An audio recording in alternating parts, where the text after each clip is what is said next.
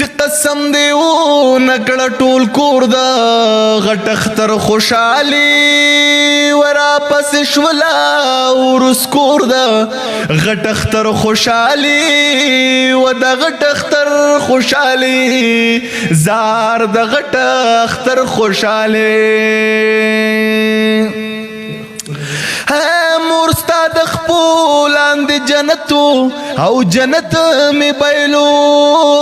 یا مخت قتل دی عبادتو عبادت می بیلو ستا دعاګانې لوي دولت او دولت می بیلو کول نشما پزړ باندې پزور خوشحالي قسم دې شورا پس بلا ورس کور خوشحالي ورس کور خوشحالي زار شم ورس کور خوشحالي د مور قبر ته ختمونه د قرآن به وکې زه ډېر خفه یم زما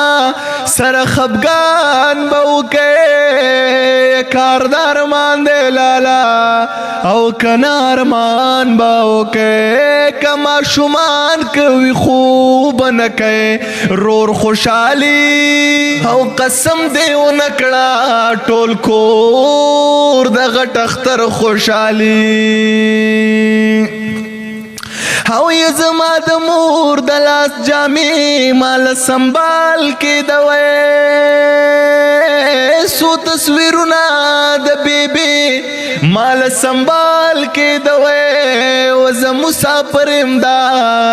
دغې مال سنبال کې دوې زه به په ژوند کې نکړم نور د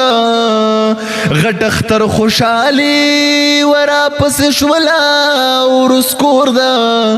غټ اختر خوشحالي و د غټ اختر خوشحالي زار د غټ اختر خوشحالي او یې چې زما مور په زن کدن کې نوم د چا یادو یای زما یادو یای دلالا یادو دامات وې چې زار نوم د چا یادو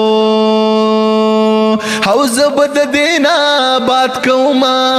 که نترور خوشحالي او قسم په خدای را پسې شوله ورس کور خوشحالي زرا پسې شوله اوس کور د غټ اختر خوشحالي که داسې حل وي تر قیامته ذموار به مې زه مسافر یم غربته ذموار به مې یم ورته دې ډېر کړم ملامت ذموار به مې او یم مور جانې تیرا کړه په ګور د غټ اختر خوشحالي را پسې شوله ورس کور د غټ اختر خوشحالي د غټ اختر خوشحالي زار د غټ اختر خوشحالي نو د دعاګانو یو سلوه چې زمانه لاړه او زه مسافر وم چې مور مې د دنیا نه لاړه او ضمیر چغارې د خولې نه تر اسمانه لاړه تیرو په درد او سم په شور د غټ اختر خوشحالي را پسې شوله ورس کور د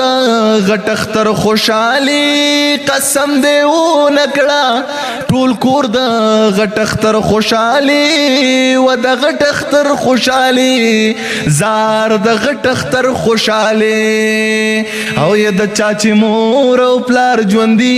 وي نو هغوی ته نشته د پیرانو حاجتونه او یې په مخې سپین کفن راخور شو او یې خلک زما په جنت خاورې اړوینا او زار زما مور زما جنت دی او یې قسم دی زړه ورپسې وران به ګرځومه او یې زما بابا زما اسمان دی او یا چې اسمان نوی ژوند بسنګا تیرو ما او یا د چا چې خپلا مور ژوندې وي یا غد ټول عمر د زړه مرزي کوي نا او یا د چا چې خپلا مور ژوندې وي یا غسړې بالا نه خرابوي نا او ټول مسافر وطن تراغللا او سم مسافر پتا بوتونو کې راوړینا او ی د مسافرو سختر وی او ی ما خام پر دی دیوال تکینی وجاړینا